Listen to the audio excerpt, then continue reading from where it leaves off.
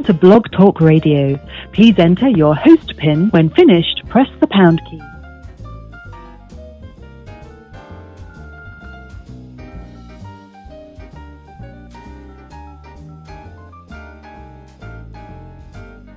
To start your show now, press 1. To hear important instructions, press 2. Since it appears you're calling back into a live show,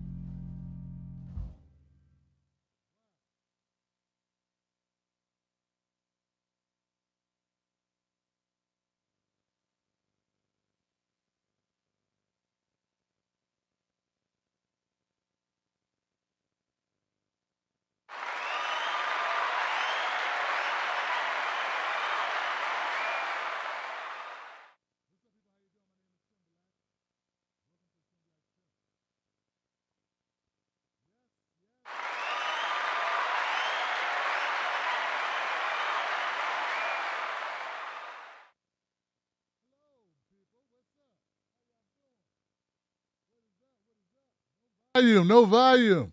Okay, there we go. Look at me all excited because it's almost 11. Well, it's close to 11. Yes. What up, people? How you doing? My name is Tim Black. Welcome to the Tim Black Show. Had to do it a couple times. Man.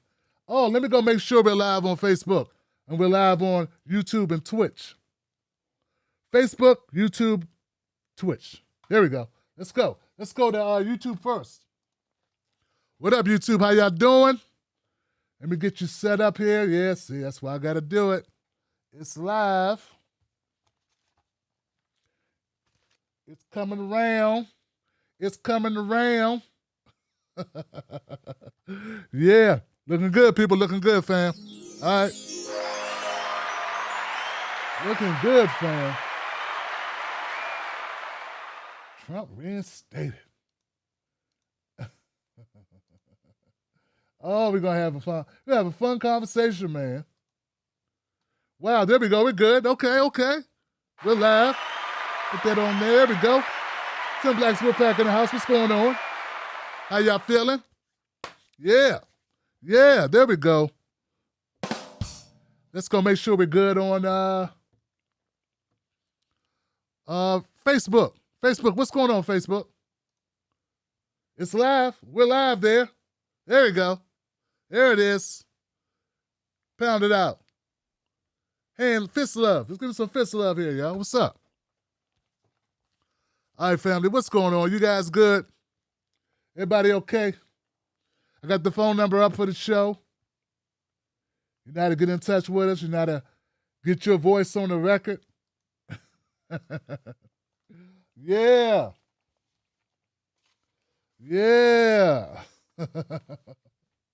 Oh, my goodness gracious. So, if you're new to the show on Fridays and Tuesdays, well, what the hell? I'll let this guy explain it to you. How about that? In this video, I'm going to explain to you how not to be a political moron. Rule number 1, don't watch corporate media. Yeah, give corporate media a break. And if you have to, see rule number 2. Rule number 2, watch the Tim Black Show. Okay, I'm a little biased because I am Tim Black, but on the Tim Black Show, you get authentic news from a black perspective. We're 100% ethical, responsible, and real. And we never lie to you. Rule number 3, call up and join us on the Tim Black Show's Fridays and Tuesdays, where we open up phone lines. So you're going to hear people from all over the country call up and ask questions and make comments about what's going on in their world, what's happening, what the real deal is. Go to TimBlackTV.com or find us on Facebook or YouTube. Fridays at 11 p.m. for Freedom Friday, Tuesdays at 11 p.m. for TB Tuesdays. Don't be a political moron. Johnson.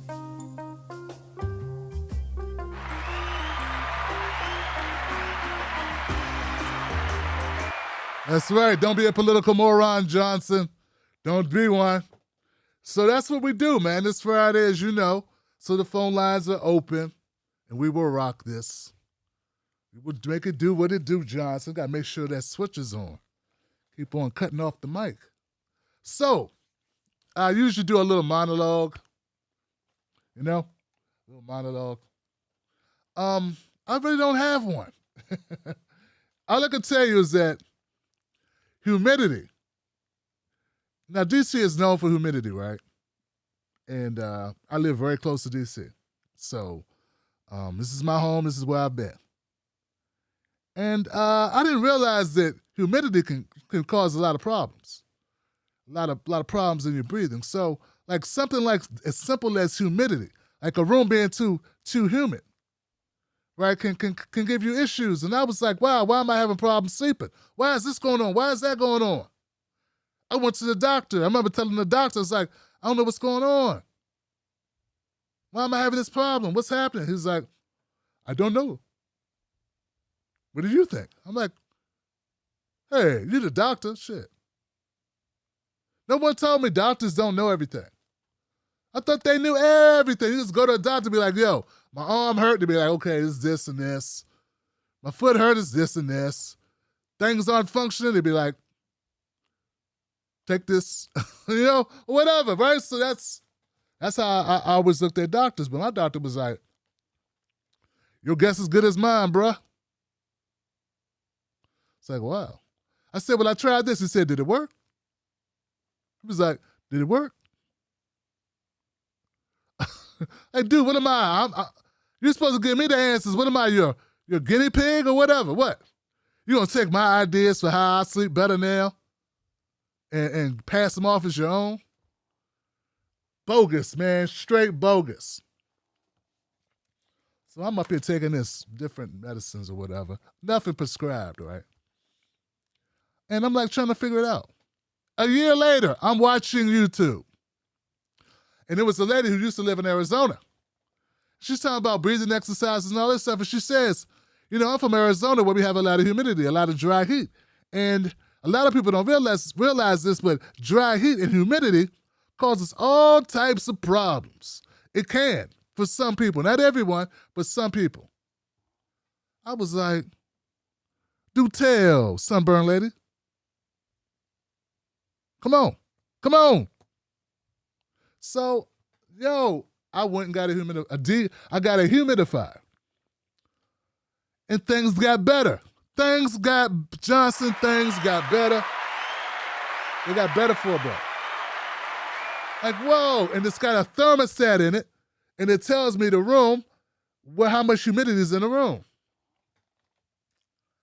Amazing, guys, amazing. Now, you got to clean it a lot, but other than that, it's good. But now I notice that now the humidity is too high, so now I got to get a dehumidifier. Because now I got to bring it down a little bit, you know what I'm saying? Because too much humidity creates problems too. And I would never have thought that, man, being from this area, man, that I had this problem. So all I'm saying is, like, things happen, you know what I'm saying? You know, things happen. And sometimes the YouTubes and the internets and the Googles are good for you. They give you information you didn't have. And in this situation, I turned out the beneficiary of some good information. What we call real news, helpful news. So there's helpful news on the internet, and then there's garbage on the internet.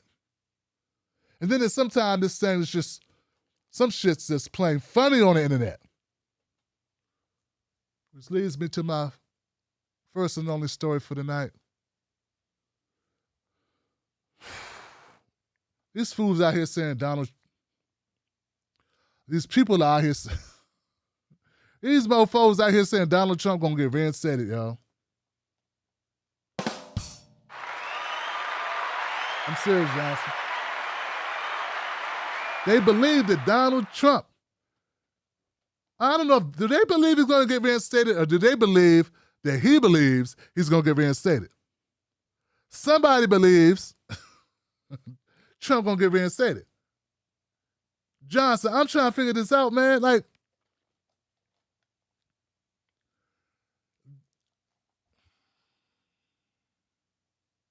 next y'all going to tell me that the tooth fairy is real. I guess if you want a thing to be true enough, it will be true enough. You know what I'm saying? If you just hope for it enough, it'll happen. You know, like democracy. If you hope long enough for democracy, all of a sudden we have a democracy, like where you vote, that's the president you get.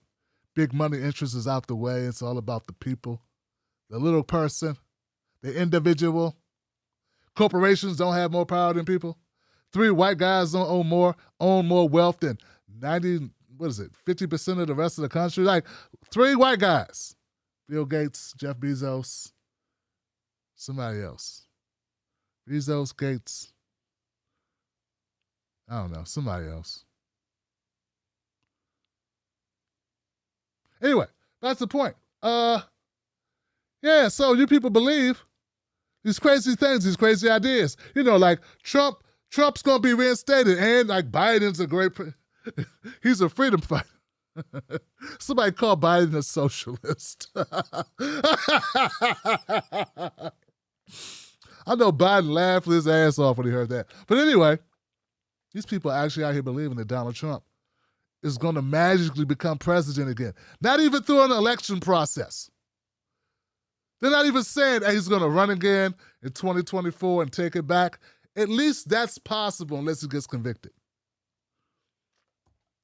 of something or some reason he can't run, right? But to believe, actually have in your mind this idea that magically Trump's going to be president through something that happens, we don't know what, but something's going to happen come August, it's going to make it be, Johnson.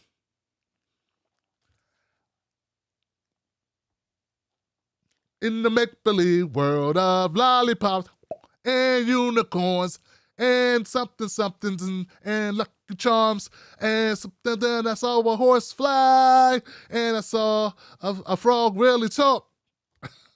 Y'all smoking that good, man. Look, man, like wherever you getting that from, that strand is the bomb. You need to put that in packages and sell it all across the country, and we could fund our student loan debt. We can do that. Or better yet, give it to the black folks, give it to us blacks, and that'll be our reparations, and we'll just sell it off.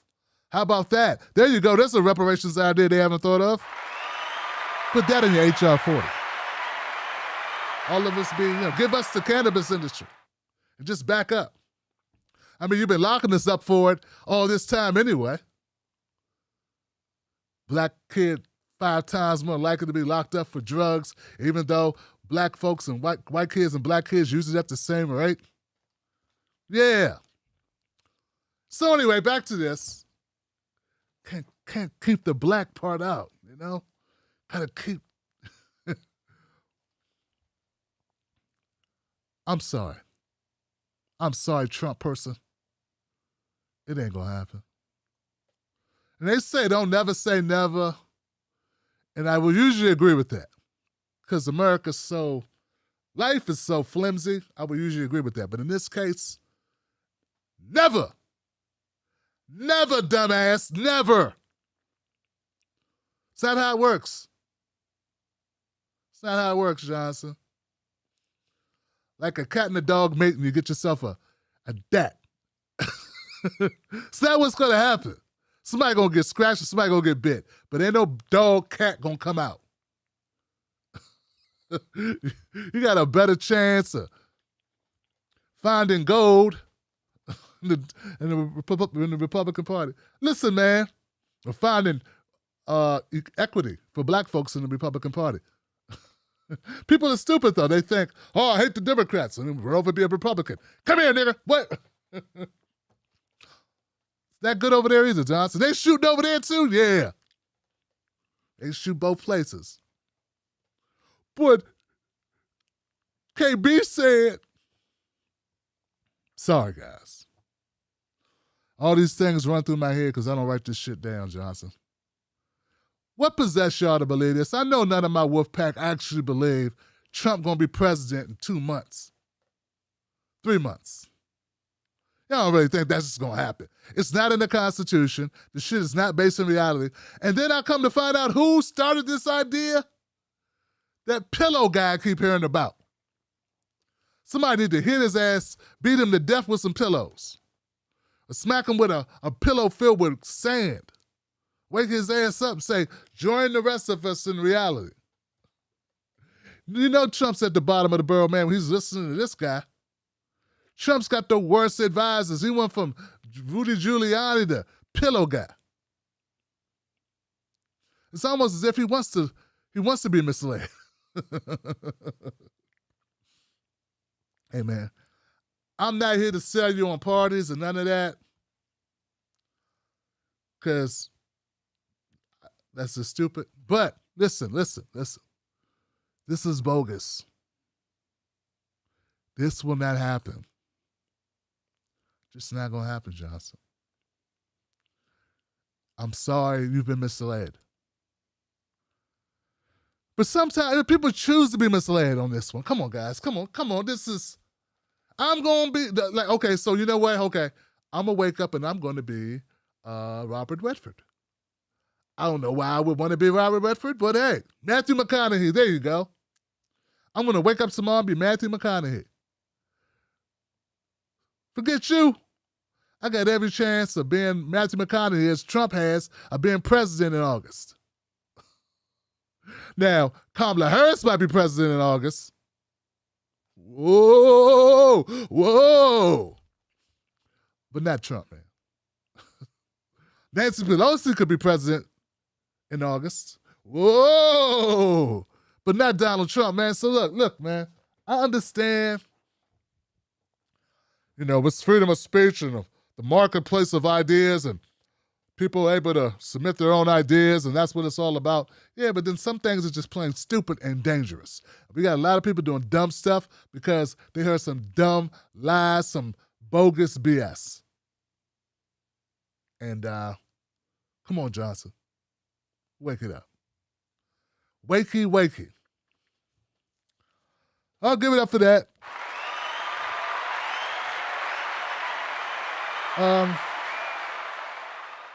Leave me alone, Karen. You. Get out of here, Karen. Get out of here, Karen. How did Karens... I'm being followed and harassed by Karens. I'm being harassed by Karens, Johnsons. I'm being harassed by Karens. Now they're threatening me. Karens. Oh, God, I'm getting harassed by Karens. Listen.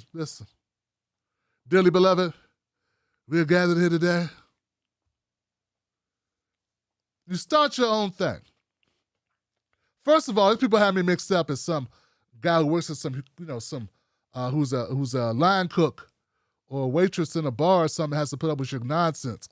No, that's not how it works, Johnson. You can't go get the manager. Karen, that's not how this works. You can't call the police on me. These people are racist as hell, Johnson.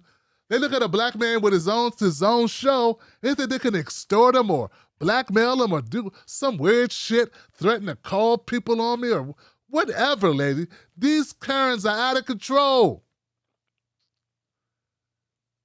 they are, folks, the Karens, it's not like, you see me cover this on shows. I'm living my own real life Karen episode, man. My own real life Karen episode. Yeah, I covered it in videos. When it's you, it's like, this motherfucker is a full-blown Karen.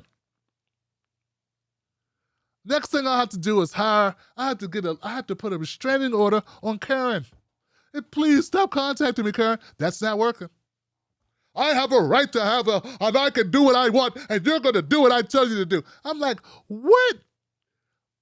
What unfortunate Negro do you think I am from the 1800s? What field Negro do you think you got at your disposal, Miss Ma'am? What is wrong with you, Karens? I mean, really, what the is wrong with you? Folks, I'm not kidding.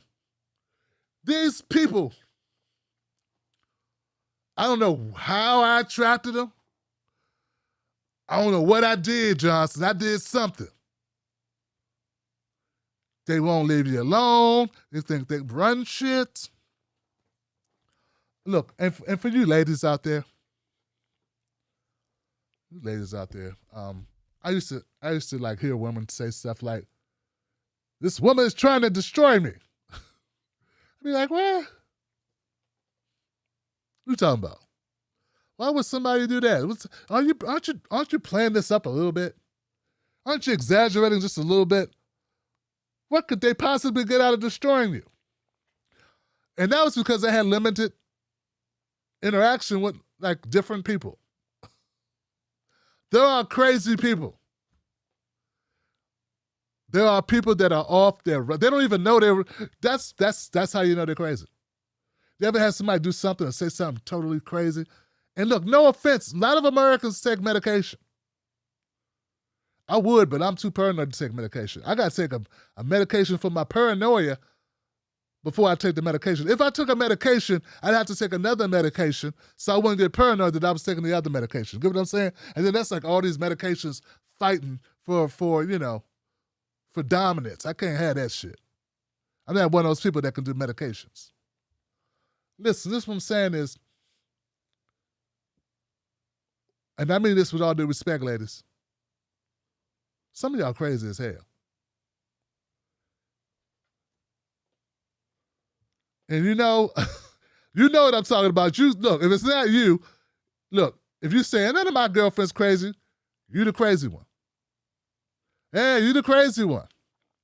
People know you crazy too. They just don't say nothing to you because you crazy. They be like, you be talking, they be like,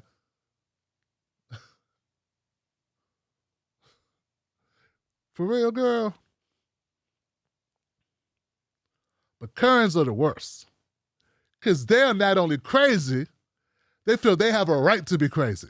And that you have to put up with it. And see, here's the problem. Here's the problem with that shit. I don't. I just don't, Johnson.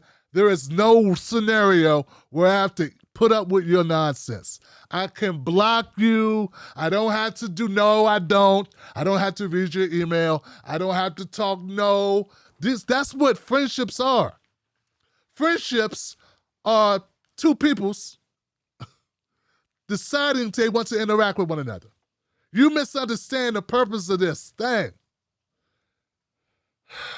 A friendship's not a friendship if one person doesn't want to spend time with the other person, but the other person won't leave them the fuck alone and keeps harassing them and writing them and threatening them and writing them and threatening them and then leaving and coming back and telling them that they have a right to keep talking to them and they're not leaving, you know? And when I was a young man, once upon a time, a woman was like, "You could break up with me, but I ain't gonna break up with you." And I thought that shit was cute. I was like, what?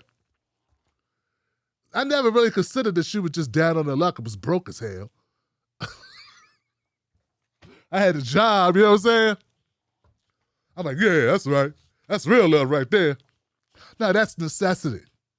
That's called survival, dummy. But here's the thing. Karen, go away. And this is for everybody who's ever been a victim of a Karen, who knows what I'm talking about, who a part of you really relates to this, even though I'm not being very specific, but you know, and you feel it in your heart of hearts. You have been through this. You've been through this. Cue the sad music.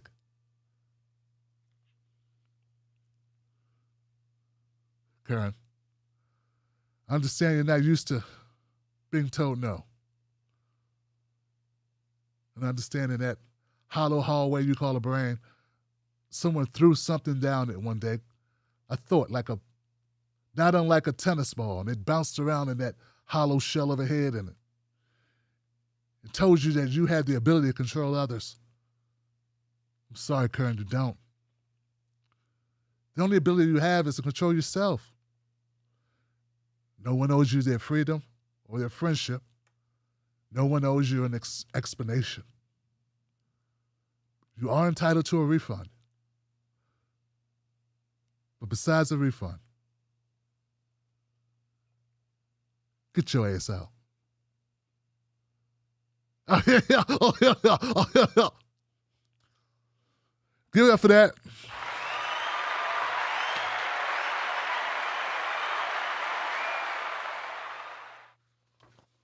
Jesus Christ, Johnson. I would like to take this time. I want to know if anybody knows the feeling. Can anybody relate to this at all, Johnson? Hope you can, Johnson. Both parties suck, Johnson. Both parties. Not one party's bad. Both parties are bad because both parties are run by what? Corporations. Corporations whose job is to take money out of your pocket and put it in their pocket. Yeah.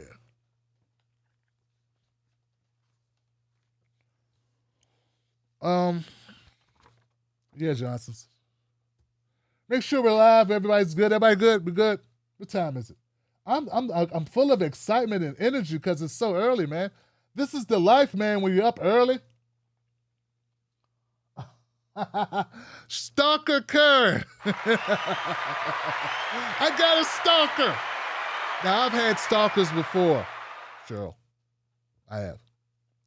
People think I haven't been around. I've been doing the show for 10 years on the internet. My life has been threatened. The life of my children have been threatened. The life of my wife has been threatened. I've been harassed. I've been called an N-word so many times I have a block on my YouTube to catch all the N-word comments directed at me. And that's the only filter on this channel is different variations of the N-word. And they're not calling me new friend. No, that's not the N-word I'm talking about. See, I've been through it all, and I've had people that fell in love with the show and fell out of love with the show. I had people who used to be my friend who are no longer my friend. People do all types of things. People make a series of videos about me. I've had all types of things happen, and not in a good way, Johnson. So I've been around the bend. I've seen it all. I've seen it all, Johnson. I know that tough times don't last. Tough people do. But a Karen who can't be stopped, there's only one thing that can stop her. Lawyers. That's about it. Lawyers, public shaming would help. Cops don't really stop Karens. Look at the Karen who what'd she do? She called the cops on the guy in the park. Her dog's off the leash. She called the cops to try to get him hurt by cops. Tried to intimidate him with cops because she had her dog off the leash. And how dare this Negro tell her you got your dog off the leash? What happened to her? Nothing. Nothing. She called twice and nothing happens. So don't say it's law enforcement. The only punishment for Karens is public humiliation. And jobs or corporations who fire their asses. That's why when people say cancel culture is a problem, not always. Hey, as someone who has no remedy against people coming at me with the most craziest shit, Them getting canceled for doing it, which I never considered.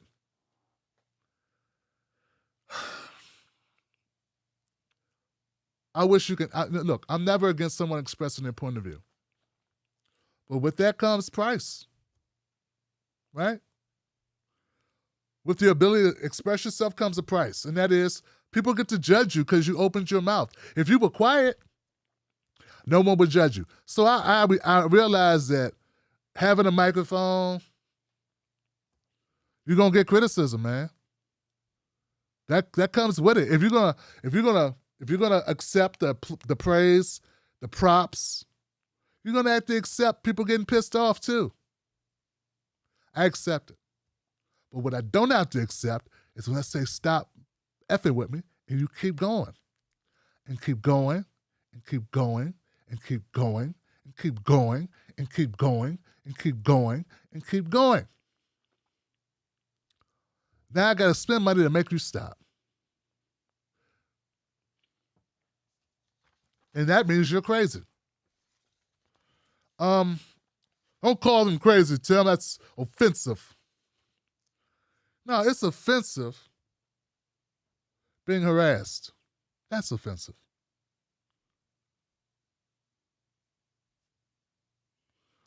What else? That's really it, Johnson. How we start the show? Let's get the phone calls going, Johnson. Are we ready for phone call times? It's so early, but we have to get the callers in and get the conversations revved up, man. I'm down for it. I want all the smoke, Johnson. That's what we do here. Let's make a 60-second. This is for Instagram. I notice there's a lot of people out there who think they're doing something new because they're telling black people not to vote Democratic. On the Tim Black Show, I've been telling black people to vote only if they get something for their vote. And if that's the case, I'm telling them not to vote at all because neither party really gives them anything. Yeah, we got some people who just discovered politics last week, and they think they discovered these new ideas.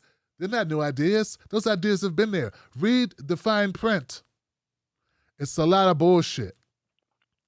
Only problem I have with you misleading people is that you're misleading people. No, cut the shit, man. Both parties suck, Johnson. If you don't know that, you don't know enough to even talk.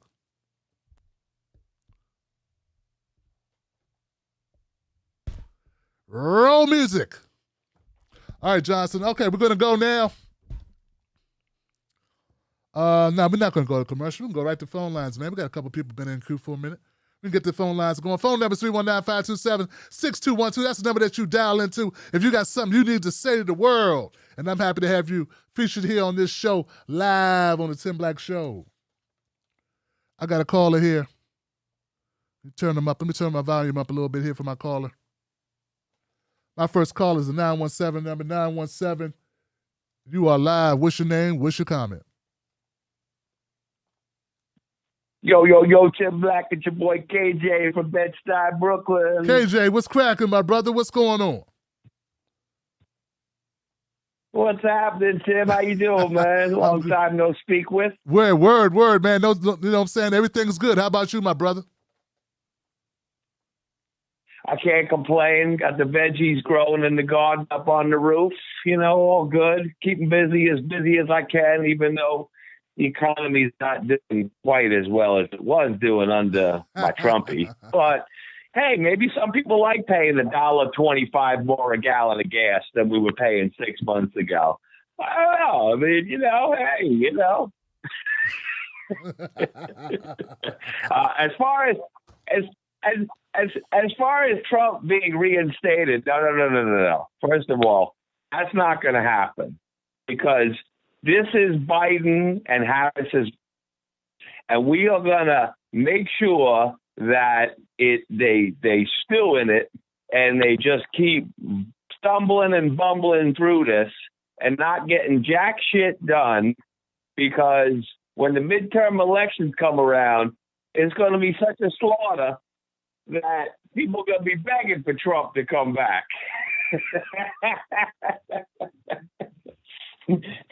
So, So that all that talk about him being instated in August. I mean, listen, Kamala Harris may be the president because, at this point, it's only a matter of time before Biden just drops dead or they kill his ass. I mean, whatever part of that plan was, everything lately seems like, everything's gone very well according to the plan, to get Biden and Harris in there. The pandemic worked out perfectly, even though now the info is starting to slip out about the reality of, the patron saint of Wuhan, Fauci, and all his lies and cover-ups. But it is what it is. But we're gonna let Joe Biden and Kamala Harris screw up real well, and let them have it. It's their mess. But it's not good for us ground folks because prices are going through the roof. I don't know if you've been to a Home Depot lately, but man, it's like $800 for a 2x4. I don't know what's going on, bro. It's not good. It's what the hell? It's rough, bro. Damn. A steak is like $300. I mean, I don't know, man. It's not good, bro. Yeah. So, wow. People gonna really see that. And then by the time quarter three rolls around, when the stock market implodes and the housing market takes a crap, okay. And that, everybody by then who's collecting unemployment because they don't want to go back to work, there are going to be no jobs to go back to. But hey, you never know. Maybe a miracle will occur and things will get better. One can only hope so.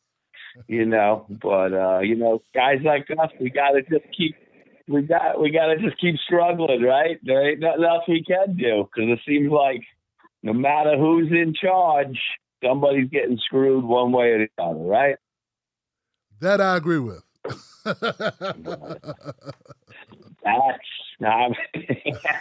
See, there's always some common ground I know you and I have. As much as a lot of people out in the audience, I know they hate me, they don't like me. I could care less, But that's the beauty of you, Tim, and your show. And I respect you, and you respect me, and I appreciate that. And I appreciate you taking my call. And I hope it's well with you and the family. And you have a great night. And I'll talk to you. Same to you, y'all. Ladies and gentlemen, KJ. Give it up for KJ, man. Oh, KJ is like to me, he's a comedian. You know what I'm saying? And we both do comedy. You know what I'm saying? He just hits the zinger. Zing, zing, zing, zing, zing. I don't want to put him on the spot, but I was like, what did Biden do to hurt gas prices? Now it's just, look, people believe that Biden is Bernie Sanders. It worked. All the bullshit said by Fox News really has people thinking that Biden is Bernie Sanders. He talked about cutting student debt. He didn't actually do it. He talked about health care. He didn't actually give it to people. He just talked about it. He didn't actually do the things. So when people were saying that Biden seemed a lot like Bernie, they were talking about things he was saying he was going to do. He's walked away from all those things. He did the moonwalk. Doom, doom, doom, doom, doom, doom, doom, doom, doom, doom, doom. Now he's like one of those TikTokers.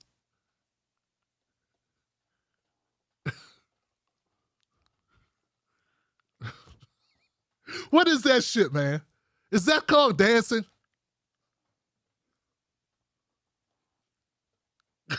What is that, man? What is that? What are you doing? What are you? Then some weird shit they do like this and somebody be behind them. And if you don't know, man, I'm just saying, man. Listen, folks, that's not dancing. That is some other shit. Doesn't count. Stop doing it, whatever it is.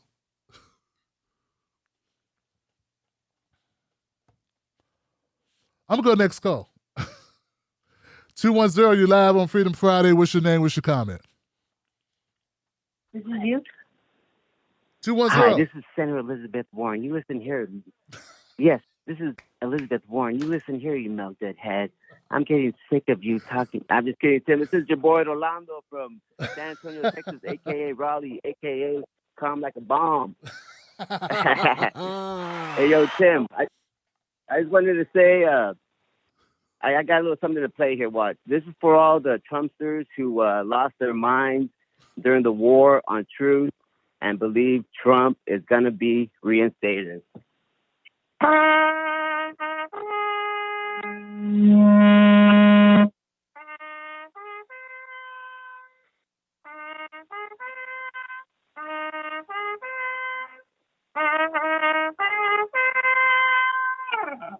all I got, Tim. I just want to play my trumpet for you, brother. Give it up for my brother Bernardo in the house, man. He'll be here every week. You can't keep a good show down, Johnson. We got the people. We have the people. All right, I'm going to go to my next call. 304, you're still in the queue. Fantastic. 304, you're live. What's your name? What's your comment? 304. Yes. Hi. Hey.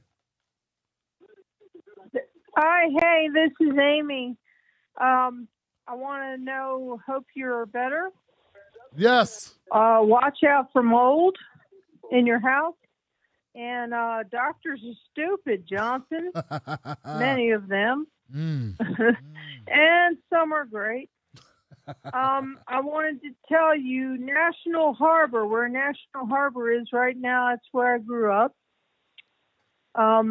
I might have told you this previously, but I'm a PGCC graduate. What? Yes.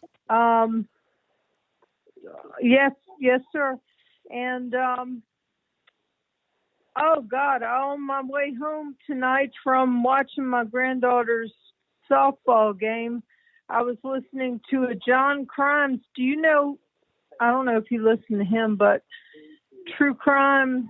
Oh Jesus, it was horrible. It was about a 14-year-old that was electrocuted. And I was that was way back in 1944, but still, I can't stand it. Anyway, Tim, I wish that I could be on a show with you about, what, obviously I'm a white person, but I have so freaking many examples of racism, that I have witnessed from the time I joined the fire department when I was 16 years old, and I was a firefighter. I became an EMT.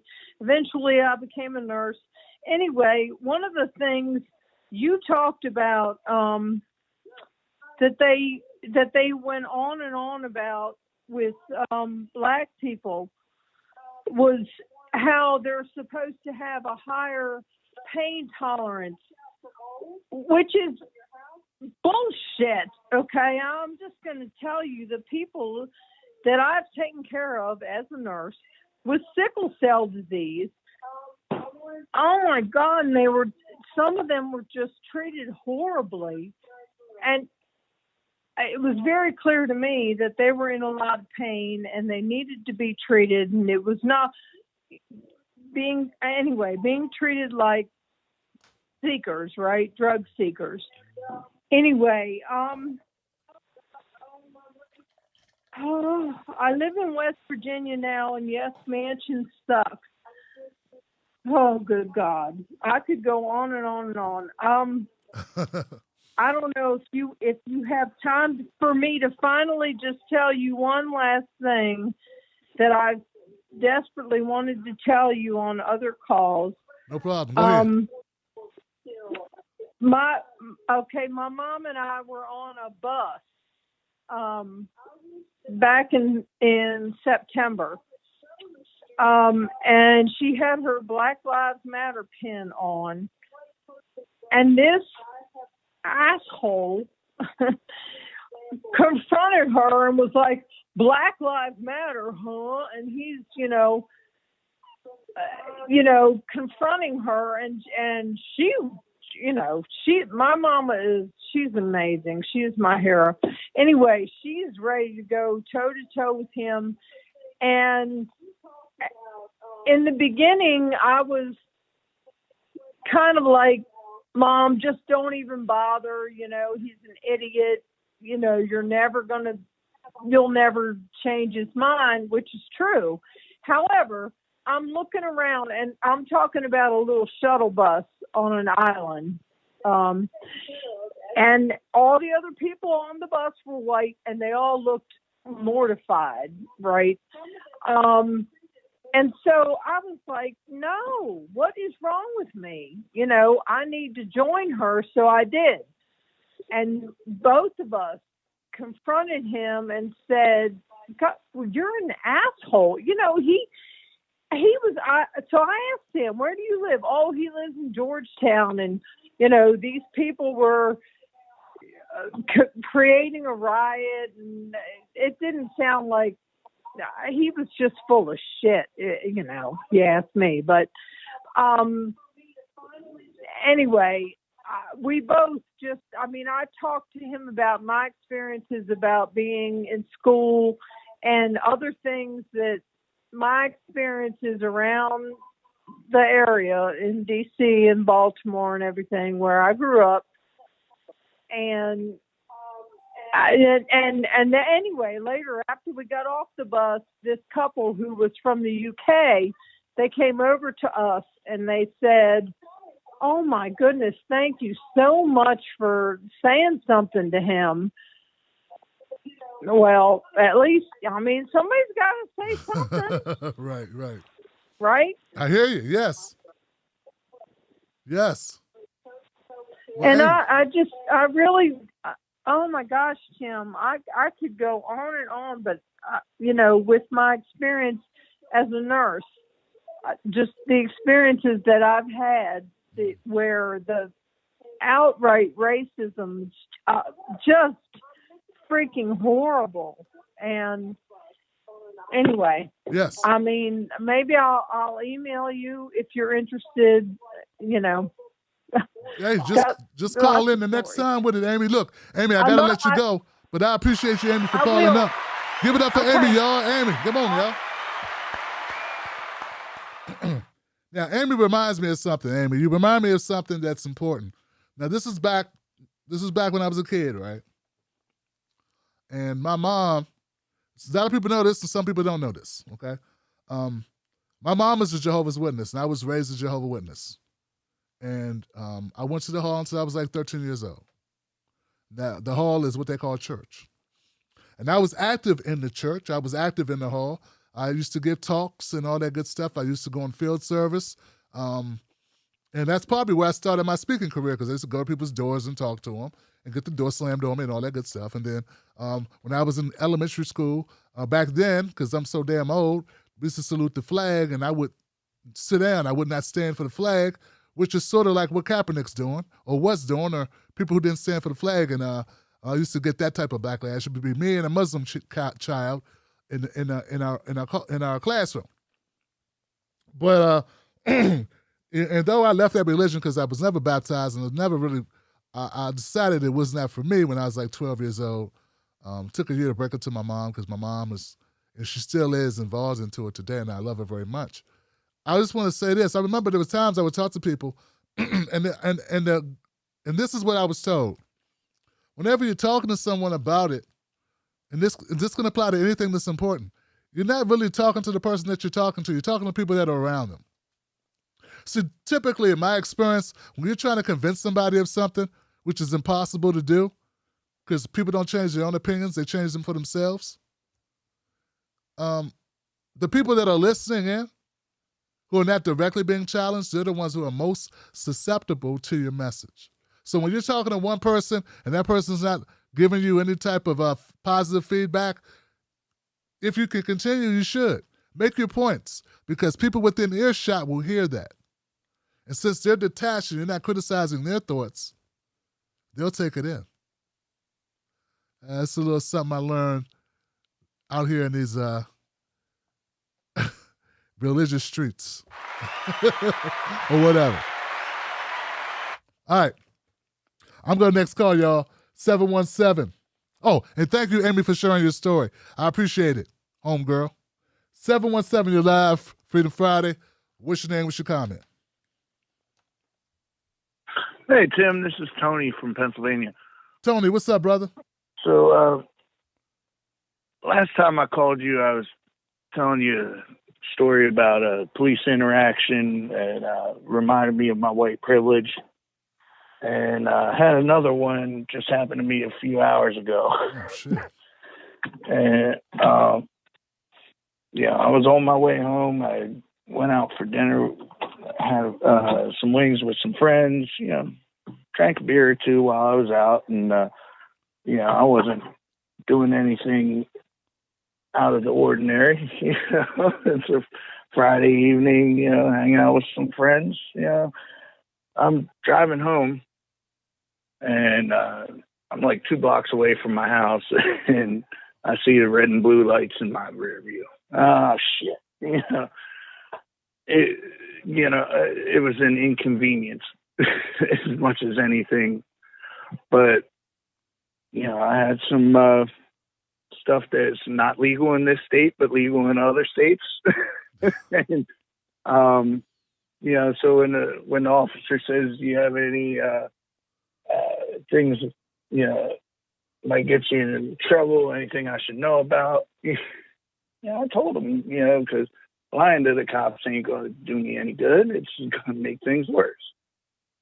And so, you know, long story short, the whole time that I'm in this situation with the police, so I'm thinking to myself, you know, yeah, I'm glad that I passed for full white, even though I'm mixed, because you know, I don't have to worry about a gun in my face right from the start. I don't have to worry about being ordered to get out of my vehicle and show my hands. Well, how am I supposed to unbuckle my seatbelt if I have to hold my hands up? How do I open the door if I'm not allowed to leave my hand? You know, my hands have to stay up above my head. You know, I feel so lucky that I didn't have to worry about that. And then it breaks my heart that other people do. And you know, I ended up, the cops just confiscated my stuff and let me go. I know for a damn fact that if I was black or if my Hispanic features were to be more prominent, I definitely would have caught charges. And it's not fair. I mean, you know, the way that people are treated just because of the color of their skin, it's got me so angry. And at the same time, I feel like I get benefits just for the color of my skin. And it's not something that I've earned. It's not something that should be given to me. It's just, that's the implicit biases that the police have. They don't see me as a threat, but my cousin, who's full Puerto Rican, they would see him as a threat. Or my neighbor down the street that's black, they would see him as a threat. But they don't see me as a threat because you know, I look like the cops. I'm a middle-aged white man too, in their eyes, even though I'm mixed.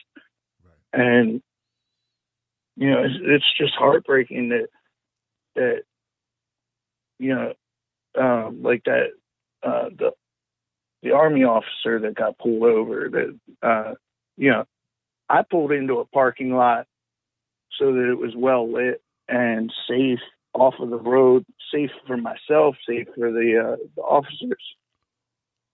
So, you know, I didn't have to drive a mile or two away either. I was on a pretty busy road, you know, that there was a store that I could pull into their parking lot pretty close. But I mean, I didn't have to worry about they thinking that I'm trying to evade or resist the stop or whatever. It's just, it makes me angry and sad and all kinds of emotions all at the same time. Yeah. Tony, my brother, Tony, man, I gotta give it up for Tony, y'all. Thank you for sharing your story, Tony. I appreciate you, brother. All right, thanks, Tim. You got Have a good night. You too, man. You have a good night, brother. I want to say this, man, to everybody listening, man. First of all, Tony's a good man for sharing that story. Damn good man. Second of all, I wanted to be clear to everybody listening. And I'm not saying I speak for every black person walking the earth, because I don't. I really speak just for Tim Black. But I will speak for my brothers and my sisters that I personally know, because we've had conversations about this type of thing. It's not that I want Tony. It's not like we want Tony to have problems with the cops. It's not like we want Tony to get hurt by the cops or get arrested by the cops or hell, even get a ticket from the cops. It's the opposite. We want to be treated like Tony. But for that to happen, a lot of white people got to realize that we get treated differently than Tony. Then they have to also, for some of those people, they got to realize the reason why we get treated differently is not our fault that we get treated differently. It's based on skin tone and skin tone only. That's a lot of things that have to change in order for them to see it the way we see it. So I want Tony to be able to come home. I want him to be able to go out and have his wings, have his beer, and have that thing that's legal. Other states just doesn't happen to be legal at this very moment in the state that you reside in. And just be fine and go on with life and enjoy his Friday evening. Come in and call the Tim Black Show and just chill out. But that's not the case, is it? Not for other Tonys. So that's the issue, guys. Very well spoken, very well told. I appreciate you, Tony, for sharing that story. None of us are free until all of us is free of what they say. But we can't turn this shit around on our own. We need allies to get this done. Also, I do feel like, since it may never happen, we got to start coding up some other things to do, like invest money in, build up communities, get proactive. Because if we just make it about changing other people's opinions, we might have to wait for that forever. All right, Tony. All right, Wolfpack. It's a good thing we do this show. People get their eyes open on this show. That's why we do it. 917. You're live, 917. What's your name? What's your comment? Tim? Hey. Hello? Hey, you're live. Hey, it's Darlene from New York. I'm glad you came on early tonight, because I was able to stay up to watch you, because a lot of time I watch you on the playback, because by the time you come on, I'm snoring. So it's like, all right, I'll catch you in the morning at work and listen to you. But I just wanted to say, well, your last call, I really liked what he had to say, but I'm not going to piggyback off that because I don't want to get that deep. I just called, there's been an idea that I had on my mind to tell you, because like I said, I watch a lot of YouTube, and I watch not even like the political, I watch a lot of like reality shows and what all the people say about like the Real Housewives of Atlanta or something like that, or Basketball Wives. I watch all the YouTube people. And what they decided to do after, I guess, since the pandemic, they all got together and they have a panel and they discussed it. And I thought it was a lot of fun. And I thought the perfect one for you. I said, because you've been looking for people to commentate on YouTube and your thing. And I think you, Bob Brown TV, Brianna Joy Gray, and Justin Jackson, you have a soul power hour and all different ages, and do political. Use would be great, because you all, I don't know if you watch them, but I watch all of you. So you all think, you don't think completely alike, but you're all aligned with a lot of your things. And I think you would have a real group together, because you're all different ages, I think. I picture Bob Brown is the oldest, and then comes you, and then comes Brianna, and then comes Justin. And you're all different age groups. And I think you would have a lot good commentary to talk about things, because you all come from different perspectives, from different ages, and you're all coming from a Black perspective.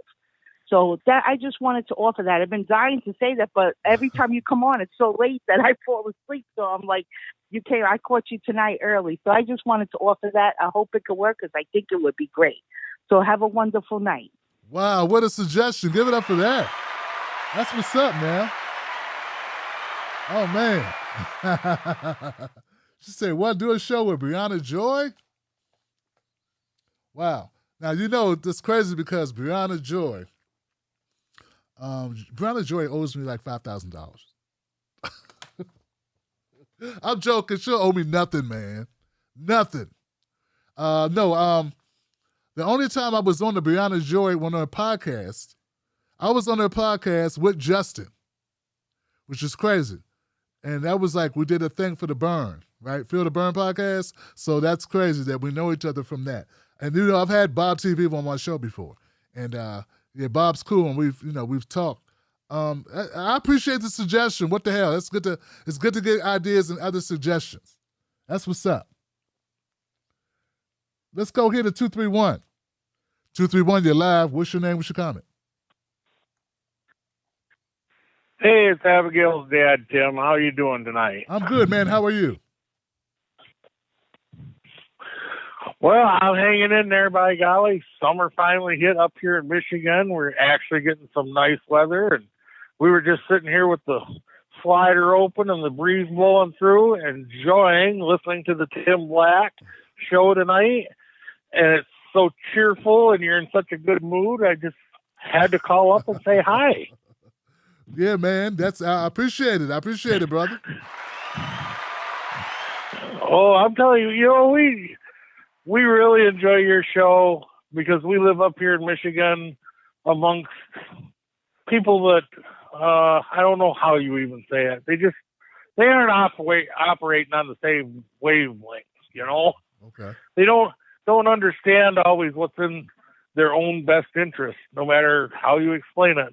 But you'll laugh because I was sitting there next to the wife today, and I just kept on saying, just keep sprinkling those facts on them. It'll get through. That's right. That's right.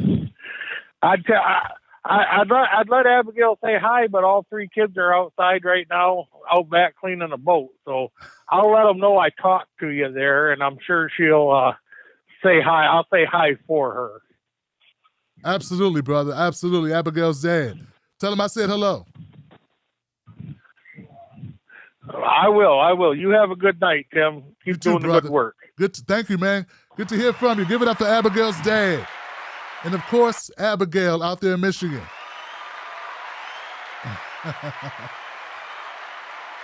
Yeah. Mrs. Black was like, Tim, you got to lighten up a little bit. Don't complain about anybody tonight. Too late. I already did. She's talking about YouTubers. I love all the YouTube people. Thought the lightning will come get me, man. All right, guys, we ready? I got a 303 number in the house. 303, you're live. What's your name? What's your comment? Hey, Tim, how's it going? I'm good. Who's this? This is Jerry from Colorado, man. Jerry, what's up, man? Bad apples. What's up, brother? I just wanted to say that I'm a bad apple, man, because I don't really believe that any of our elected officials are gonna come to save us, man. Here in Colorado, we legalized marijuana. First to legalize, man. First to legalize. And the way we went about it here in Colorado was we voted on it. We got together, we got it on the ballot, and the voters voted on it, man. So I don't put my faith in any elected officials. I put my faith in the voters, man. And if we want to change the world, man, we're gonna have to get things on the ballot, and the voters are gonna have to vote on it, man. There it is, brother. I like that attitude, Jerry. Yeah, I just wanted to say power to the people, Tim. Power to the people, Jerry. Thank you, my brother, for the phone call, man. I agree with him. I can't. What you gonna say? It worked. Hey, look, man, I don't believe in any one way of doing things, right? So I agree with Jerry. I agree with direct actions. I agree with unions.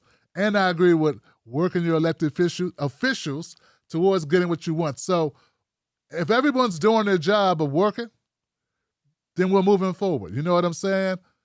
That's the way I look at it. And I try not to hold it against people when they look at it a different way or they work in a different section. That's cool, you know? That's cool. Because as long as you're doing something. Where are we at here? I got a 111 call. 111, you're live. What's your name? What's your comment?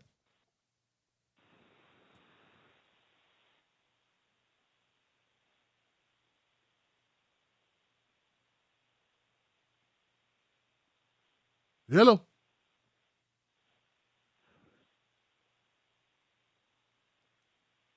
I don't know what that is, Johnson. Okay, we'll go to 470. 470, you're live. Tim Black. Shout out to Mr. and Mrs. Black and the Wolf Pack. This is Damon in Atlanta. Damon, what's up, brother? How you doing? What's going on, brother? Kudos to you, Tim, for keeping your composure and your integrity with Dr. Phil. There's good money in being the safe Negro, but there's not so much money in being the keep it real black man. So I'd like to take my hats off to you on that, man, because it takes a big man to do what you did. I just wanted to kind of tell you that. That wasn't the main reason my phone call, but I want to throw that out there to you. What I really want to talk about was I attended an HBCU, which will remain nameless, but I posted in my Black alumni group an article about Joe Biden and how he was telling lawmakers not to expect much on the reparations legislation. And so when I posted it, I'd like to think that, when it comes to certain racial issues, we could be in solidarity with one another. But what I've come to find out, and again, I love my HBCU, but I've really found out that some of our people, they're what I like to call smart, dumb motherfuckers, in that they're educated, but at the same time, they take this mindset. Okay, you're a college educated person, you're intelligent, but how you're dumb enough to think that Joe Biden's doing a great job is beyond me. Because we can say that Donald Trump was comically bad in his position, and Joe Biden or any person after Donald Trump. I mean, you could have a hyped up on cocaine monkey, and it'd be better than Donald Trump. So the bar with which they're judging Joe Biden's criteria, his job performance, is to me totally off base. And I kind of got into it with some of my fellow brothers and sisters that I graduated with because they're trying to defend this man. And I'm trying to tell them, look, this man has had a 50-year track record of telling black people to basically kiss his ass, and they have Stockholm syndrome because they're trying to defend him. Because I basically kind of slandered Joe Biden in my critique of him. I call him Dementia Joe. And then there was one guy that said, well, you shouldn't say that about him. He's a good man. He's done a good job. And I was like, dude, I would like to say that we can get together as black people and do things that are good. But if we can't stay on code with basic stuff, Joe Biden has done everything since he's been in office for everybody else but black people. He's hooked up Asians. He's hooked up LGBTQ. And then when I tell them that, okay, before the election, everybody told Ice Cube to have a seat. Oh, man, he needs to have a seat. Let the man get in office. Okay, it's now June. He got inaugurated in January. So between January and June, what have they done? And then they try to pull all sorts of obfuscation. They try to say, well, he's the president. He can't do anything by himself. Okay, great. The Democratic Congress that we supposedly got because of the Georgia senators, what did that do? What did that get us? Apparently nothing, because every single time they've always got an excuse. Now they're saying it's a filibuster. That's why the Democrats can't do anything. Okay, then I say, well, that's the excuse now. But then what if that wasn't the case? Then they're going to say, well, the 2022 elections are coming up. Oh, we can't do anything. So what Malcolm X said 60 years ago is still true today. The Democrats play black folks. They take care of everybody else. And then it comes time for us. And they're like, oh, clocks, time's up. Can't do anything. And they keep falling for it. And I'm sick and tired of it. But I'm proud of people like you that don't have a dog in the fight of this Democrat-Republican paradigm. Because at the end of the day, black people, we are kind of politically homeless. Like the Republicans are basically making their bed with the most staunch racist, piece of shit known to mankind, because what's happening right now is you got respectability politics where some of these racist white folks would say, well, if the black boys would pull up their pants, then we could respect them more, which is a fucking lie, because their ancestors are the same people my grandfather's age dressed in fucking suits, and they still lynched them. So get the fuck out of here talking about, well, if you just dress better, we'll treat you better. No, that's never been the case. So, but anyway, I'll hop off my sandbox or my little soapbox, but just want to give you back your show and appreciate everything you do. That's all good, man, Damon. Give it up for him, man. That's a good call right there, as usual. Good call, great call, excellent call. I know it's frustrating as hell, man, when we seems like we can't get out of each other's own way or out of our own way, and we hold each other back by these crazy notions. You know, this is what I've come up with, Damien. I believe that there are people that believe, black folks that believe, that they only have one shot, and that shot is with the Democratic Party. And if they cut themselves off from the Democratic Party, that they'll have no shot. But my thing is, and I'm sure you'll agree with this, my thing is, we don't have a shot with them at all. What we have is a way to lose without looking like we're losing. Okay, get what I'm saying? So I think we stop the facade that the American people are playing or black Americans are using or buying into, which is that we have a party. We don't have a party, Johnson. We just don't. You want to say white people have a party? They really don't have a party either, because they're attached to a party. More, by and large, white people are Republicans. You're really we're more alike than not with white folks when it comes to the fact that they're attached to the Republican Party, black people are attached to the Democratic Party, and neither party really addresses our issues. Particularly if you're white and you're not rich. If you're a working class, middle class, lower middle class person living under the poverty line, the Republicans got nothing for you except contempt. That's regardless of what color you are. But typically those voters who vote Republican that are in that condition, they are white. They have no party either. All those red state bastards, bless their souls, they're voting against their own best interests, and they have no party. The same thing goes for black Americans who have moderate income, lower moderate income, low income, middle class, even the few that are above. They also have no party. Only party they could have, black folks could have, are the well-to-do black folks who actually vote Republican, who don't care about social issues, almost repulsed to even discuss social issues because they're doing so well. So that's the way I come up to a DNA, and it's not encouraging, it's not inspiring, but it is real. It's real. So I do my little bit. I do what I can humanly do to wake people up. I wish I could do more, brother. I wish we could shake the trees and rattle the buildings and get everybody to pay attention and really recognize that we need to force these parties to our will. We don't need to fall into listening to them and being led around by the nose by these people. We need to be the one directing them.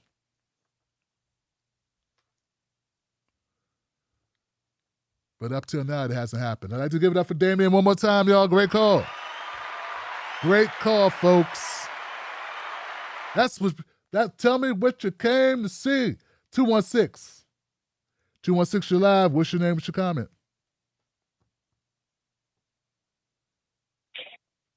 216. Hello? Hey. Is this me? Yeah, that's you, my brother. Yes. Oh, yeah, okay. Yeah. I like most of your content, Ken Black. I like it because you keep it a family affair. And, include your family with it. But I just wanted to mention that you had that third guy you were trying to think of was Elon Musk. That's it, brother. Yeah. Jeff Bezos is 177 billion. Elon Musk, I don't know where he came from. He's 151 billion. And Bill Gates is 124 billion. Then we got Zuckerberg and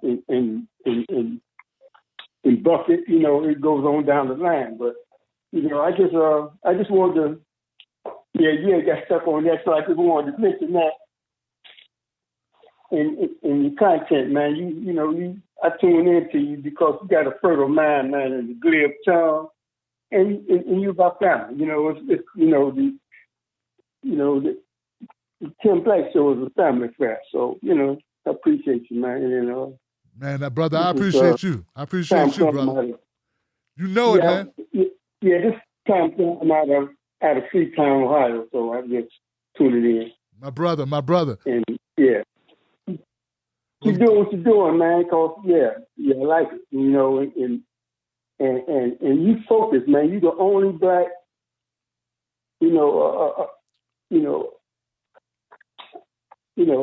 just on the left that's that really you speak to it. Everybody else they get sidetracked. The message gets diluted some kind of way, and you just can't. I just like it because you stay focused on what we need and what we're fighting for. So keep doing what you're doing, man. I'm cool. I'm good. That's and what's I'm up. done. My brother, man. Give it up for this caller, man, out of Ohio, man. That's what's up. And I appreciate you recognizing my goals. This is all very intentional, brother. This is intentional. That intention has nothing to do with lucrativity or financial viability. It has nothing to do with money, brother, me making more money. I make less money by doing this, but similar. You hear Damien talk about what I did for Shanisha Taylor. I went on a Dr. Phil show, and I chose not to crucify this lady. Figured that wasn't my role, man, and I wouldn't feel good about it. Called Mrs. Black. Now, I went with the intentions of doing what I needed to do. I was going to go there, and I was going to be a tough guy, and I was going to let her have it. But while I was there, I changed my mind. I called Mrs. Black from California, from L.A., and I said, baby, I don't feel good about it. I'm not going to do it. She said, you do what you think is best. And I did what I thought was best, which was not to chase money or some temporary whatever that was, but to be the person I think was the best person to be and to stand up for black people in the best way I know how. That's the same thing I'm doing with this show. Now, previously, man, I was about making my audience bigger, attract more people, be more inclusive, be all these things. And, I'm a black man. I know how to move about in the white America. I've had to do that my whole life. But then I started to feel like I was attracting people that didn't understand my situation. They didn't understand my concerns. They didn't relate to the stories that I thought were important. And I said to take a look in the mirror and say, you know what? This is your fault, Tim Black. You're the one who did 20 videos on this and 15 videos on that and all these videos on that. Where are your videos on these black issues? So if you want to get an audience that's going to care about black issues, that's going to actually help the situation, it's going to help people become more informed, you got to do that content. You have to do it unapologetically. You got to do it on a regular basis. You got to keep doing it because that is who you are. And what you are is what you cover in this business. You can't say, I'm about this, I'm about that, and then when it's time for you to put out your voice is on some other shit. So no. I want people to know that's the problem with the numbers. That's why they're going to where they're going. But it's only a matter of time because we're going to reach some good people. Some people are going to be motivated by what we're doing on this show, and more people are going to find out about it. That's my goal for 2021. Just to make awareness, not to make a bunch of money, but just to raise awareness and let more people know what we're doing, bruh. And hopefully, those people will find out the same thing you found out. I ain't for everybody, but for some people, I'm right on time. Holla at that. 757 in the queue. Thank you for your patience. What's your name? What's your comment? Hey, my brother. This is Prince from Virginia. I can't hear you, brother. What's your name, brother? Hey, this is Prince from Virginia, man. Hey, what's up, man? How you doing, bro? I'm all right. Hey, first of all, I want to thank you for your show, and I feel like you're doing a great job, man. Just wanted to hear, good job and keep it up. Appreciate that. Yeah, I have a few things to talk about, overall about, black politics, because I've seen a lot of coonery, you know what I'm saying, like with black politicians. There's one thing I see a lot with us black people. We have this group thing, like my brother said earlier, the guy who called earlier. We have this group thing where we feel like, we all have to sound the same. We all have to, be on that, listen to like the white liberals. Actually, I studied a lot of history.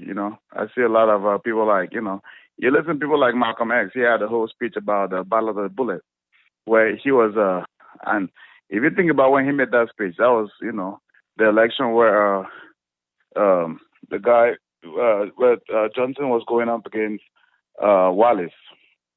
He said, he was not willing to vote for Wallace, even though Wallace was an open segregationist, because he understood that sometimes the white liberals, which are the Democrats, are more dangerous than even the conservatives.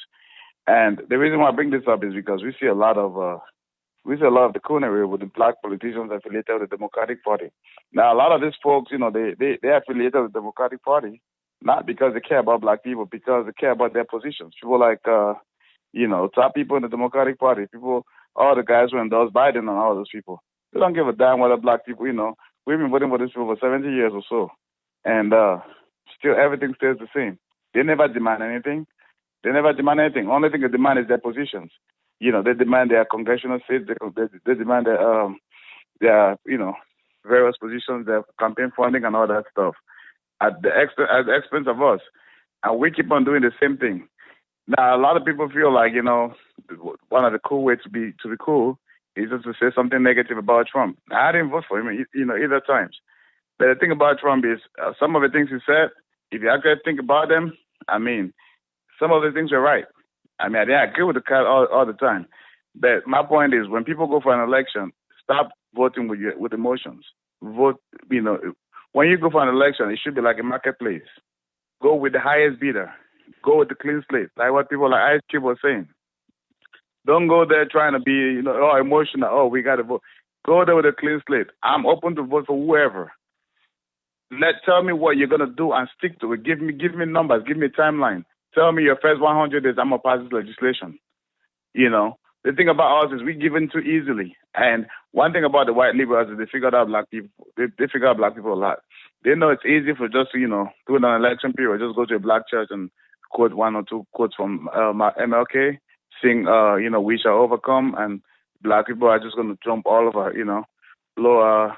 play a flute in the black church, and black people are going to go there voting. That's all it takes to get the black vote. Nothing tangible. And we've been doing this for 70 years. We're still the lowest in the economic ladder. Black people are the most miserable. At some point, we have to change that. So I am tired of seeing like all the old, focus on Trump. He's out of office. Before Trump came to office, we're still screwed anyway, so it doesn't matter. It's not him. So people should start focusing on him and start focusing on what the politicians are doing. Go to an election with a clean slate. Look at the policies, not emotions. All right, my brother, I'm not going to take so much of a show, man, but like I said, keep on doing the good work. My brother, thank you for the phone call. I appreciate it. I hear this criticism all the time, brother. I used to be the same way. And for a large portion of it, I still am the same way. I do believe that people focus too much on emotions. Here's the problem. When people make these criticisms about black voters in particular, they leave out the fact that we have a very unique history in this country. And that's the reason why the Democratic Party has been so successful at this. That unique history of racism, discrimination, segregation, black codes, Jim Crow, all these issues that were directly impacted because of our skin color. They're able to tell us, or very easily sell us on the notion that the Republicans are the horrible people that dislike black people, that they're going to be more detrimental to black folks. And since Republicans don't come to Democrats and say, "Hey, we're going to do X, Y, Z for you. We're going to change the trajectory." For real, brother, I'm going to tell you something. When Trump first won,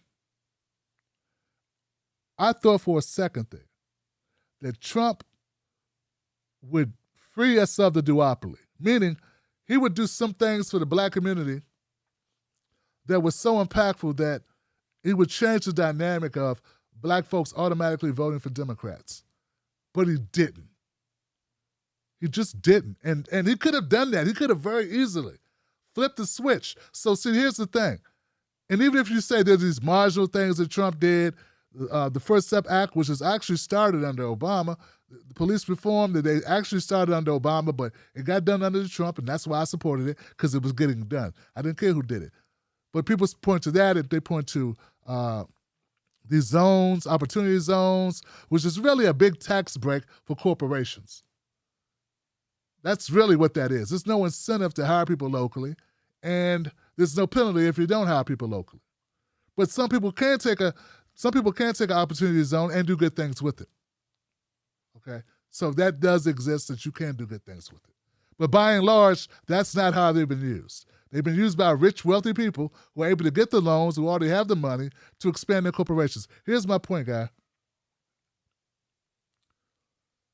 I believe that the party system, the way it's set up, is set up this way intentionally.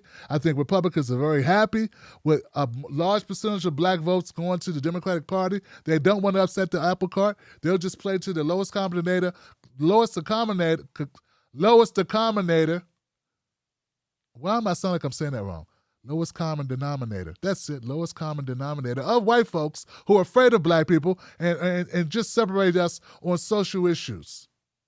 LGBT rights and, things of that sort. So I just believe this is the way they're working it. Now, for us to break out of that and not just look at black people and say, black people, why are you listening to this? We need to have black people become educated. And we also have to have also have to have Republicans, not sound like Tim Scott, who ignore racism, ignore these problems, who give cover to racism. And then we have to start throwing out the Democrats who their whole spiel is we oppressed.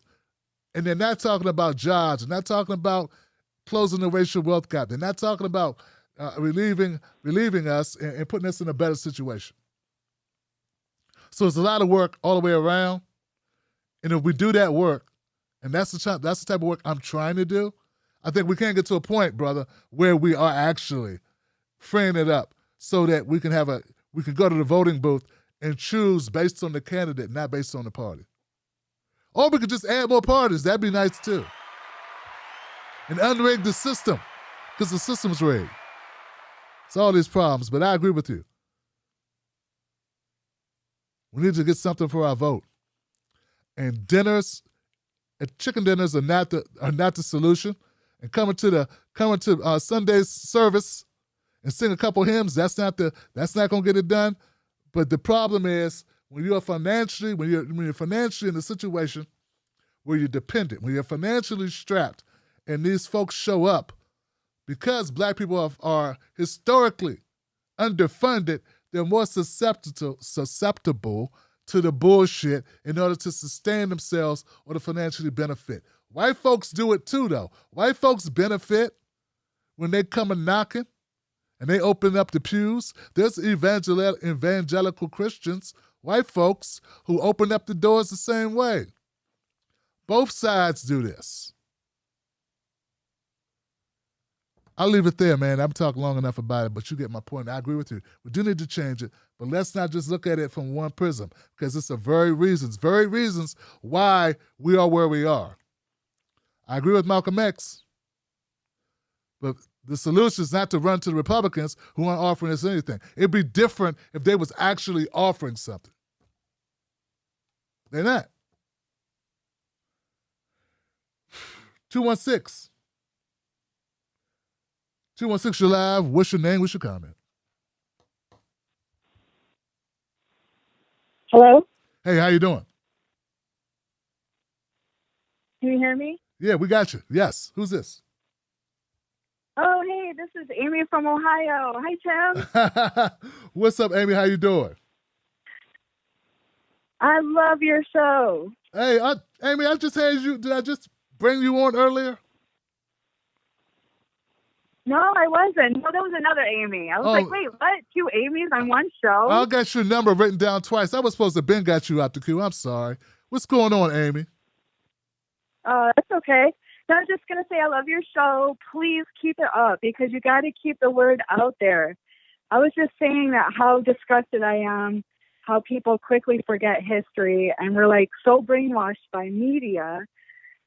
And they just twist all of the information. You know, like the Republican Party, they're turning into a party of crazies with this QAnon believers and making like the poor and the middle class hate the poor instead of seeing where all the money is really going to, like the corporations and the 1%.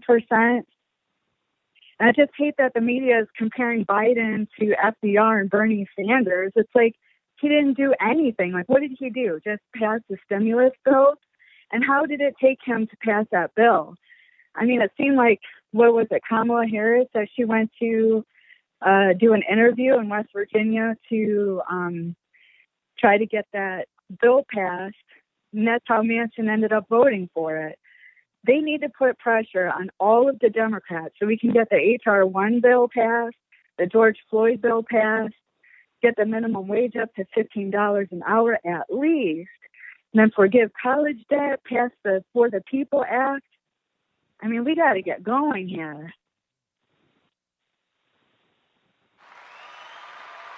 I just want to say I hope more people get angry and start voting every election and just, keep picking up more progressive candidates like Nina Turner and get more people in there to get shit done. Absolutely, Amy, absolutely. Yeah, but I love what you do. Thank you, Amy. I appreciate you. And thank you for the phone call. Give it up for Amy, y'all. Amy from Ohio. Yes, my bad, guys. I write down numbers when people call in, and I thought I'd already hit you. We got a couple of 216 numbers in there, too. I thought I had 3 216s. I have a 310 number in the queue. 310. You're live. What's your name? What's your comment? Tim. Hey, what's up? Tim. Yes. This is Smooth Edie out of Chicago. How you doing? What's up, Smooth? How you doing, fam? Man, I'm doing great. Glad you and the wife is doing fine. Hey, just to piggyback off of some of the people, after watching the Tulsa situation, how it went down, I think they could have showed more of what was really going on. But my answer, I would like to ask you this one question. We have more black politicians on the Democratic side in politics, but we don't get anything done. I like to know, why is it such a problem that we can't even get the lynching law passed? They just passed a law for the Asian hate crime bill.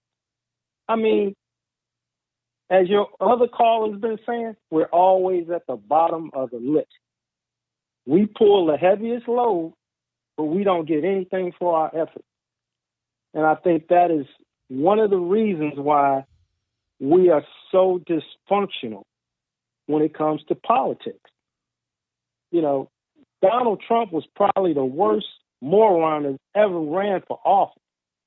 But look at how many people believe in this knucklehead.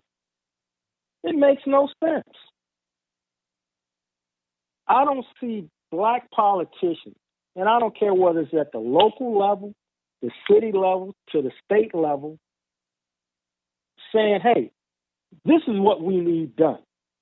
You need to get on Joe Biden's brain and say, if you don't get this done for us immediately, we're taking off support from you guys, because it doesn't make any sense. We have been fighting the same battle for the last 100 years. Now they want to restrict voting rights against black people. I said, is anybody really paying attention to what's going on in this country? Now, I just got some information that Stacey Abrams is working with Holder as regards of having lawyers in all these different states that they didn't put these restrictions in. I don't know if that's true or not. That's what I heard. To go into the courts to appeal the passing of all these laws of restricting people voting rights, mainly in black community and brown community. So, Tim, I love Nina Turner. I support her. I support you. I just hope that when she gets in there, that the money and the bright lights don't change her the way everybody else has been changed. Because that money is an evil to no end. And you look at the squad, how much they were doing, and all of a sudden it's like everybody just backs down. I don't understand that. You still fighting for a cause to get better representation, to get better situations in these communities. If this pandemic didn't tell anybody anything, it told them what the government thought about it. Nothing. If you die, you die. If you survive, you survive. $1,400 for 6 months out is not changing anybody's living standard. So they can pass me with that. Give me $1,400 every month then until we get out of this. Because this is insanity. Anyway, Tim, thank you. I don't want to take up too much of your time. I appreciate you letting me vent. Thank you so much. That's what's up, man. Give it up for Smooth, y'all. Yeah. Yes. And I can't disagree with you, brother. It is disheartening, man, and I'm with you on it. I hold out hope that I don't think, how can I say this?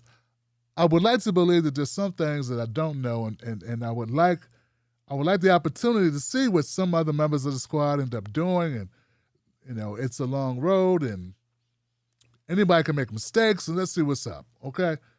I don't know what else to tell you. I mean, I still would like to talk to a couple folks and see why they did certain things they did. But at the end of the day, politicians are politicians, and we got to put pressure on them. And I get that. I do get that. We'll see. We shall see what politicians do. I have never got the impression. One of the things a little bit different about Nina Turner than some of the other candidates or some of the other members of Congress, and of course, we don't know what's going to happen with Nina Turner's campaign. I mean, we saw what happened to Bernie Sanders. He was doing very well. He was a front runner. And then everybody all of a sudden fell behind Joe Biden.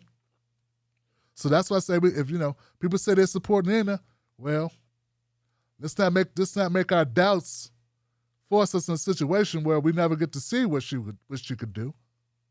Because we know what the situation, what the establishment is willing to do. But I feel like she has already been in the public eye. Like some of the members of the squad had not been exposed to scrutiny at the level of Nina Turner. I mean, who was talking about Cori Bush until she got elected? I mean, Nina's been a focal point at least since 2016. So, yeah, I think she's and then locally in Ohio, she was a state senator. So I think that we have to look at it a little bit different. I think everybody's unique. They're all individuals. But if the time comes, we got to hold people accountable. I'm down with that too. Everybody, no one's above criticism, and everyone can be questioned. And I think that's as fair as I can be about that. But you know where my support lies. And it's there because I don't think Nina Turner specifically is been playing a role since the first time I met her in 2015 to the last time I spoke to her last week here in 2021. I don't think she's pretending to want Medicare for all. And I think when it was easy for her to fall back and not be that person, she kept it real. So let's go. Let's go. And also, I think she's definitely the best bet for Ohio. I don't care how you slice it. Do you look at some of the things going on in Ohio? There's some neighborhoods in her district where the life expectancy drops 20 years just because the people are black in that area. You understand what I'm saying? 20 years, Johnson. It's like this.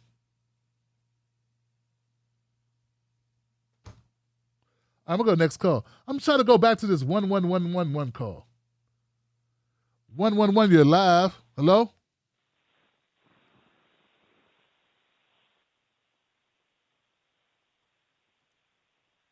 All right, I'm just going to I'm not going to push it. Last time I pushed the 111 call, it ended up being a bad call. I'm not going to do that tonight. I'm going to take it. It's like the last call of the night, it was a 111 number, and it was somebody, you're not going to like what I got to say. I'm like, oh, here we go. Republican talking point, Republican talking point, Republican talking point. Like, oh. You know, at that time, it's like, oh, God, I went through the whole show. The show was good. Then get to this guy. I'm too tired to argue with his ass. Hey, you ain't going to like this. Why are you here then, Johnson? I disagree with everything everybody said. All right, let's go to Super Chat, y'all. Let's go to Super Chat.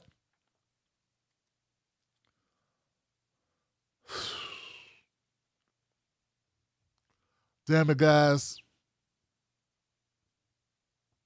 Give it up for my people, man.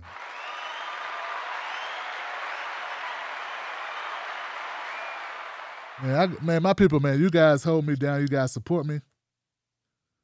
You guys support me. And you support this show. And that's really why you support me, because you support the show. And for some strange reason, you realize I really care about making this show the best show, and we're fighting for the issues. That's the real deal. We're fighting for the issues. That's what's most important. And I want to thank everybody out there who supports this show. Anybody who wants to join this show, go to jointimblack.com, or you can join on YouTube or Facebook or whatever makes you happy.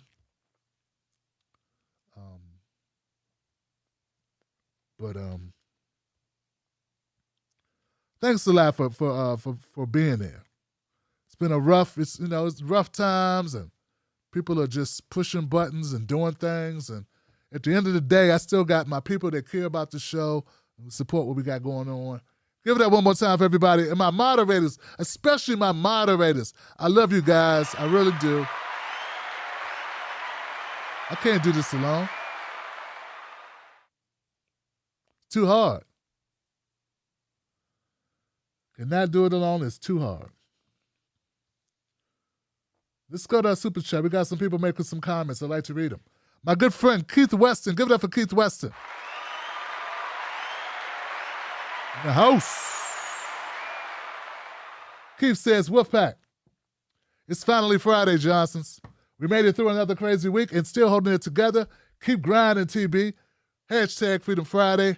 Hashtag Wolfpack Nation. Booyah. That's right. Ty Savage says, put a little Vicks in the humidifier. Yeah, man. Yes. It's like I got to play with the humidity. Real talk, man. It's crazy, Johnson. Sally Thompson's in the house. Listen to this, guys. Hold on. Today is me and Mr. T's. Not Tim Black, Mr. Thompson. Good sir. Today is Mr. T's and mine 38th wedding anniversary, and we got our second vaccine shot for it. Here's something for you and Mrs. Black to have a drink with us. Love. That's what I'm talking about. It's love, Johnson. Thank you, Sally. Thank you, Mr. T. Ron John Rosina. Ron John Rosina says, cops don't stop Karens. Cops enable Karens. Bam. Bam. And now that Karens haven't figured out, they've weaponized cops. There it is, Johnson. There you go.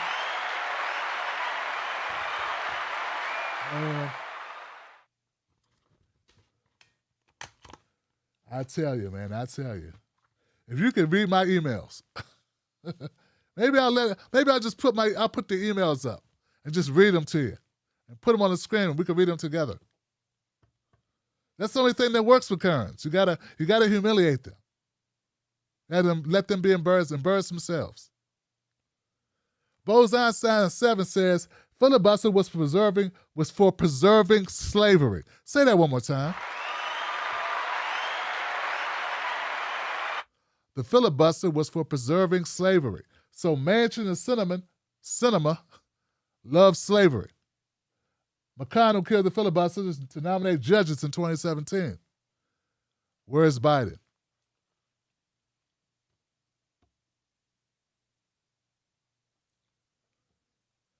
Sheldon Hughes gave us $50. Sheldon Hughes, my brother.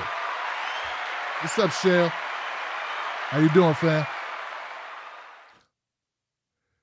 Devon Kelly in the house. D, what up, DK? Thanks for the support, brother. I was on him this week, wasn't I? I got him this week. Self-taught artist one in the house. You know what time it is, Wolfpack.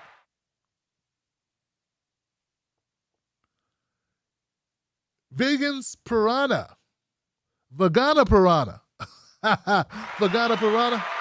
What up? Green Day Guns. Green Day. 10/39/21 Guns. 3 words. Nina Turner.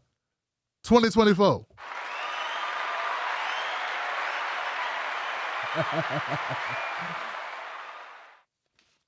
Folks, I like this time at 11 o'clock. And what made me do this time, guys, is that I shot a commercial to promote the show so we can bring more callers into the show. And I said 11 o'clock. So now, if I don't try my best to be at 11 o'clock, it will be false advertising. The problem is, guys, there's almost so much information. I'm always like, I want to include this and include that. So I'm going to have to start going when I have less stuff. Because up to the last minute, I'm still grabbing stuff. Not so much tonight. Wolfpack. Facebook, thank you for being here. Twitch. Who's in the Twitchville, man? What's up with Twitch? Get up for my people on Twitch.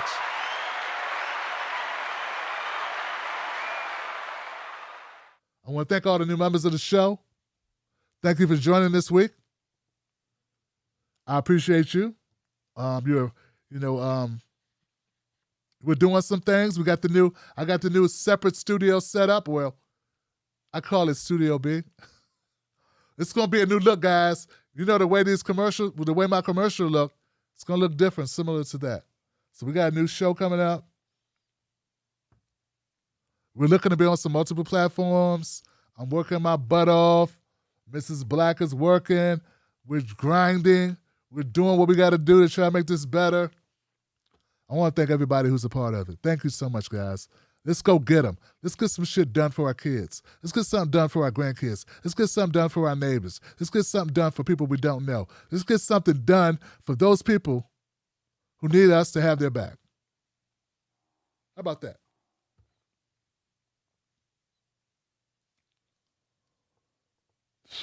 We ain't got to be mean, but we got to be meaningful. And I'm meaningful as hell, guy. I got nothing but love for you. Have a great weekend. Be safe. Check this channel. I'm going to put individual clips up this weekend. I still have to put my feel good, damn it, clips up. I don't think there's enough good news on the left. So I got to put my feel good shows up. Put them in a series. So when you're feeling down, you can just play the feel good damage show with Tim Black. That'll cheer you up. That'll raise you raise you out the dumps, right? Raise your outlook. That's it. Raise your outlook. That's it, man. I'm Real Tim Black on Facebook and Twitter. I'm Tim Black and that on Instagram. I'm TimSake2 at gmail.com. I'm Tim at TimBlackTV.com. I'm your brother. I'm your uncle. I'm your friend. I got your back. Don't let nobody take your cornbread. Sprinkle some facts on them. That's right. Home up. Sprinkling some facts on them. I got your back. I'll see you on the next one. Enjoy. And remember, contact somebody. Do me a favor. I got one thing to ask before you leave. One thing. Make up with somebody you had a falling out with. Some of you are holding on to grudges far too long. You're still mad at somebody about something. You don't remember what it was. So pick up the phone, make amends, and just say this. Just say, hey, can we move past it? Hey, I miss you. Let's try to move past it. Can we start over? How you doing? How you feeling? You okay? I was thinking about you. I think we can do a good job of taking some of the weight off of us by letting go of some things that we should have let go of a long time ago. That's it. That's all. I got you. I see you soon. Wolfpack, you good? I'm good. We good. We out. In this video, I'm going to explain to you how not to be a political moron. Rule number 1, don't watch corporate media. Yeah, give corporate media a break. And if you have to, see rule number 2. Rule number 2, watch the Tim Black Show. Okay, I'm a little biased because I am Tim Black, but on the Tim Black Show, you get authentic news from a black perspective. We're 100% ethical, responsible, and real. And we never lie to you. Rule number 3, call up and join us on the Tim Black Show's Fridays and Tuesdays, where we open up phone lines. So you're gonna hear people from all over the country call up and ask questions and make comments about what's going on in their world, what's happening, what the real deal is. Go to TimBlackTV.com or find us on Facebook or YouTube. Fridays at 11 p.m. for Freedom Friday, Tuesdays at 11 p.m. for TB Tuesdays. Don't be a political moron. Johnson.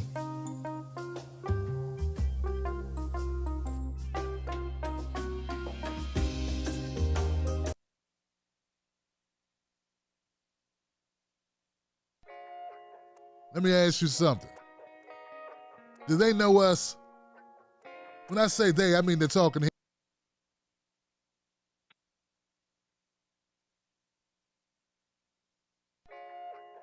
Let me ask you something. Do they know us? When I say they, I mean the talking heads on cable news. Do they know you? I mean, they talk about the world as if it's a sport. They play political games, report on our pain, rack our brain to feed the stock exchange, but do they know us? Do they know what we care about? Nope. They're too far away. They can't see us. They can't feel us. They can't relate to us. See, when you want to know what's going on in your world, trust someone who lives in your world. Subscribe.